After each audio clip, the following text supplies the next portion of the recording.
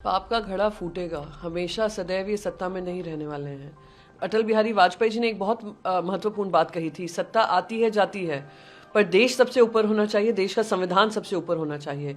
ये जो संविधान को दरकिनार कर कर, सुप्रीम कोर्ट का दिया हुआ जजमेंट को दरकिनार कर कर जो निर्णय लिया गया है, वो मैं मानती हूँ दुर्भाग्यपूर्ण है, देश के संविधान के खिलाफ है। और आने वाले समय में महाराष्ट्र की जनता देख रही है कि किस तरीके से इलेक्शन कमीशन ने ये निर्णय लिए हैं शिवसेना पार्टी का नाम और सिंबल एकनाथ शिंदे को देकर, और साथ ही साथ स्पीकर ने वही काम किया है। देश उसको समझ रहा है और आने वाले समय में देश ही इसका जवाब देगा, खास करके महाराष्ट्र की जनता।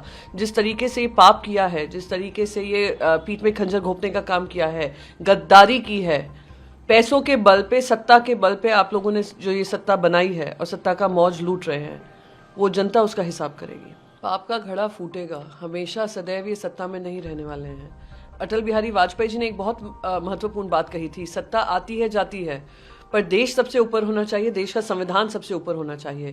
ये जो संविधान को दरकिनार कर कर, सुप्रीम कोर्ट का दिया हुआ जजमेंट को दरकिनार कर कर जो निर्णय लिया गया है, वो मैं मानती हूँ दुर्भाग्यपूर्ण है, देश के संविधान के खिलाफ है। और आने वाले समय में महाराष्ट्र की जनता देख रही है कि किस तरीके से इलेक्शन कमीशन ने ये निर्णय लिए हैं शिवसेना पार्टी का नाम और सिंबल एकनाथ शिंदे को देकर, और साथ ही साथ स्पीकर ने वही काम किया है।